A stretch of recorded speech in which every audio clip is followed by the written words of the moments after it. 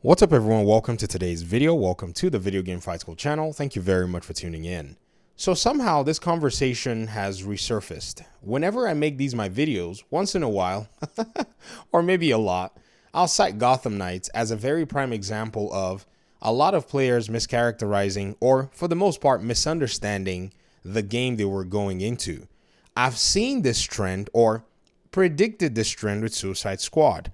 I had a lot of people tell me that Suicide Squad was going to be better than Gotham Knights in comment sections, on Twitter, threads, and I laughed all the time because I said, guys, they're two different games. I think many of them were coming from the perspective of, and I don't want to basically make presumptions, but they heard the Arkham makers were making the game, and what they were judging Suicide Squad as was probably what they were thinking Gotham Knights was going to be, which was another Arkham game. The reason I'm actually having this video done is because this conversation has come up again. One of my audience members who pretty much, I would say famously or infamously set me on the path to pretty much correct a lot of the misunderstanding or mischaracterizations of, Gotham Knights' combat is on my case telling me that I seem to, maybe be mischaracterizing, I guess I should use that word, why a lot of gamers did not like Gotham Knights. I'm not. I understand, and I've read hundreds of reviews. There's a huge chunk of people who wanted the Arkham games. That's number one. But there's also another really sneaky culprit that, for the most part, I discovered that was even worse than even just the reviewers or people who played the game wanting the Arkham games. These were most of the reviewers. And it wasn't my idea, the Laughing Z. It was your idea that I actually go investigate and find out what it is that most of them were saying to see if it was true. What I found was actually way worse than I thought. And a lot of these folk right now, their videos have racked a lot of views while the developers have been moved to other studios or at least have left the job that they were doing because of misinformation, mischaracterization that these folk put on the internet. Now, let me show you what I mean, because this is one of those things where if I'm going to make a claim, I'm coming with receipts. I don't want to give any room for doubt, nor do I want anybody to come back and say that I, in a sense, slandered what it is that they were saying. So here in this small clip that I put on Twitter, this is part of multiple videos that I've done. I'm going to show you guys how 3 YouTubers missed a clear direction that's pivotal to most of the enemies in the game. Number 1 is YouTuber named White Light. Now, Talons have a unique guard state. Theirs can only be broken with a charged range attack. Theirs can only be broken with a charged range attack. Theirs can only be broken with a charged range attack.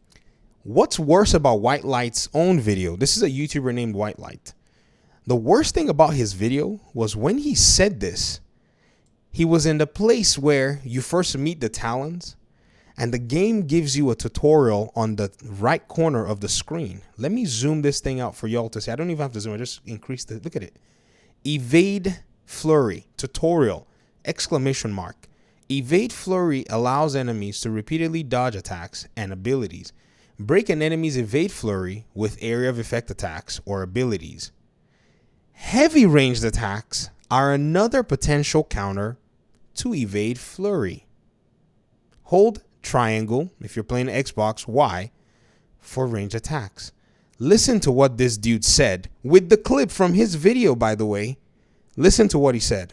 Theirs can only be broken with a charged range attack. Theirs can only be broken with a charged range attack. Theirs can only be broken with a charged range attack. Okay, I edited and I put the arrow there when I was actually critiquing this video. Theirs can only be broken with a charged range attack. And frankly, I don't even know where to begin with the fuckery. As annoying as they... That's one YouTuber with a lot of views on their video. I'm going to show you his video. I looked at it the other day and I was like, oh, this is so disgusting. Listen to another one. And this is somebody I used to respect. Skillip and I used to make videos on The Division. I used to look up to this guy. He had all the views and I was like, man, one day maybe I want to get a, YouTube channel and all that. He used to play The Division 1 RPG shooter where we used to pump bullets into bad guys. We had bleed damage and all this stuff that he complained about in Gotham Knights. That's a whole separate conversation because if I went through his review, I'd pick it apart. You'd probably think, it was malicious, but I didn't want to do that. But let's listen to him here. As annoying as they are nothing compared to the Court of Owls enemies known as the Talons. These enemies are so badly designed that, again, it's like one of those things where it's like, how did this get into the game? So these enemies will dodge basically every single one of your normal attacks, 99% of the time. The only way to reliably hit them is with a charged ranged attack, which will knock them over. They'll lay on the ground for 5 seconds, and that will give you the ability to then start beating them up. Bro, I have never seen a conspiracy so deep in video gaming from me just looking at stuff. This, guys, this was wild, man. I'm telling you. This was not just the only people. Okay, let's keep going though, because I think, you know, I don't want to spoil this too much for you. Let's just keep going. The problem is that charging that ranged attack is annoying because they have an ability that they spam which executes faster than you can charge your ranged attack, and you just get stuck in this fucking loop of trying to get this ability off but then cancelling it or getting hit by them, and the whole time you're just like, I just want to punch things. I am a bat person. Punching things is what I do. That is my right. Theirs can only be broken with a charged range attack. So not only did I do this, I had to then go clip footage. In fact, I don't know what I even did. I think I went into the game and beat some Court of Owls. And I basically list. Oh, here, White Light continues again. I mean, he didn't stop there. He kept going. Check this out. What? But the big problem is that with the exception of Red Hood's barrage, the charged ranged attack is pretty much the only thing you can do. The idea with immunity states like... So he even confesses that Red Hood had a barrage that could actually deal with them, which is part of Red Hood's abilities. The game tells you here.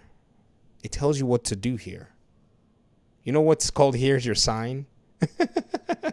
This isn't that you do one specific thing in response, it's that you do something differently. You change your tactics. So I went in and I said, let me show you guys. If you see, guys, I'm a dad and a school teacher. I suck at video games. Even I figured this thing out. These are the people that are supposed to be playing this thing and telling us what to think about them. That's one way. Nightwing has a free one. Just hold down your circle or your B button. He starts to do backflips all over the stage. You can't hit him. He hits the ground with it. It knocks everybody, including the Court of Owls enemy. That's one tactic, right? You can freeze them. You can do an aerial attack. Like you can flex and be flashy in this game. Dude, I went with I did Batgirl. Batgirl has hers. She has an area of effect attack.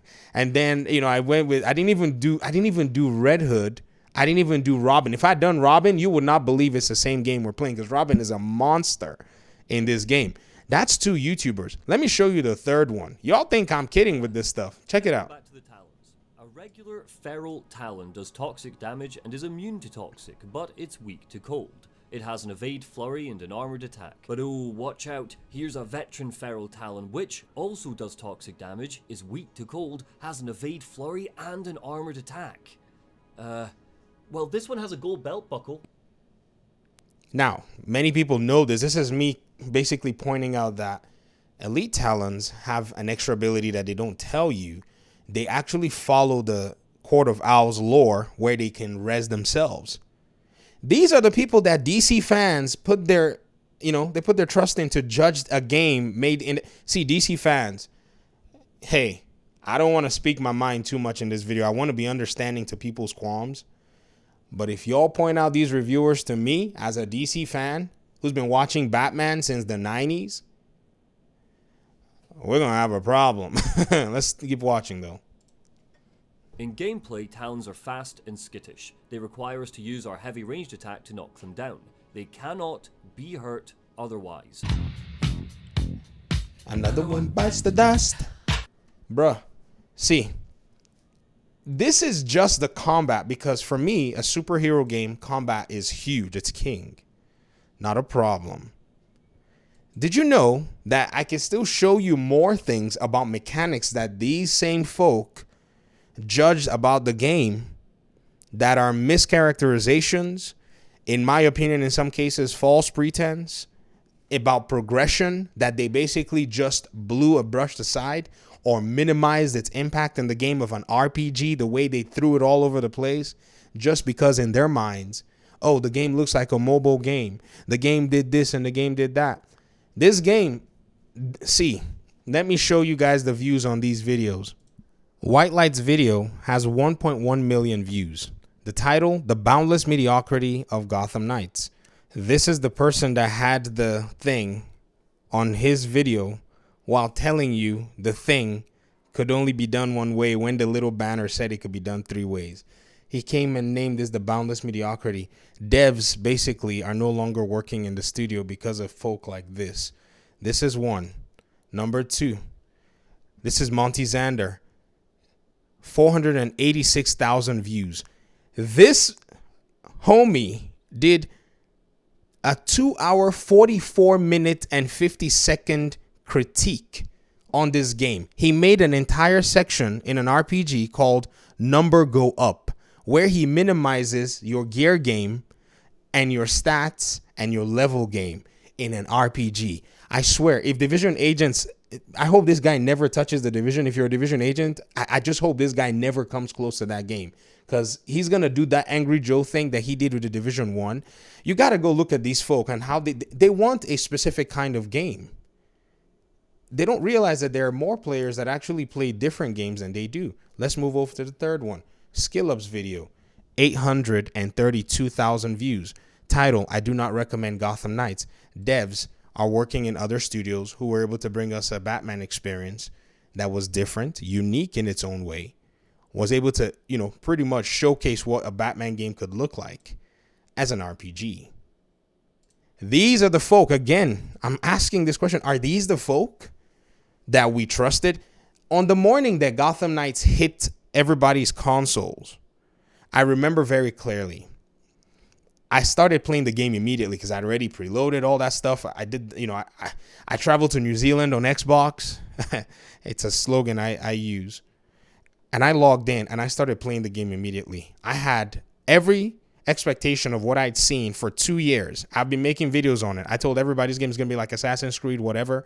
I start playing the game. I'm like, yo, this game is a fun game. This is not Arkham. I played Arkham Knight on PC. I got 300 hours on the darn thing. I finally did my 100% on one file. Yay. I'm playing Gotham Knights. I'm like, I know it's not Arkham, but it feels good. I was playing on the Xbox, by the way, the 30 FPS version, which I've said is subpar in an experience to the PC version, which is 60. No qualms. So I decided, let me go watch a video. The next thing you know, I remember clearly, I opened up my computer. I said, let me see what the reviews are saying. And I saw this video just pop up on my feed. I do not recommend Gotham Knights. Immediately, I closed my browser and I went back and I just played the game up to when you actually make your way to investigating Kane. And I just had a blast. A lot of people that wrote the reviews, when you read the reviews, you're going to see the small issues from people who were able to pay attention and take the game for what it was.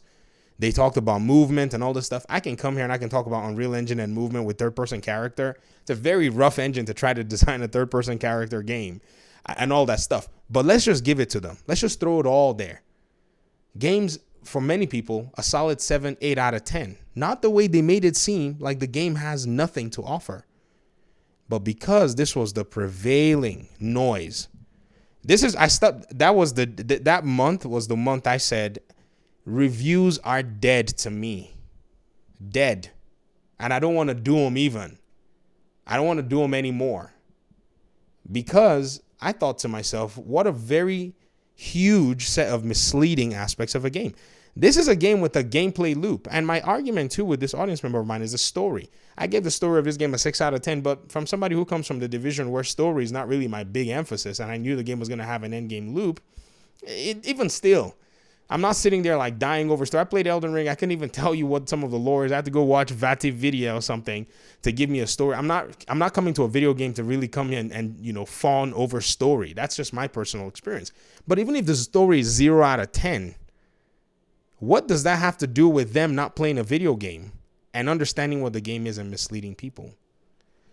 So again, if you haven't tried Gotham Knights for yourself, or maybe you played Gotham Knights with those lenses, pick up the game and make up your opinion, or leave the game. It's your choice.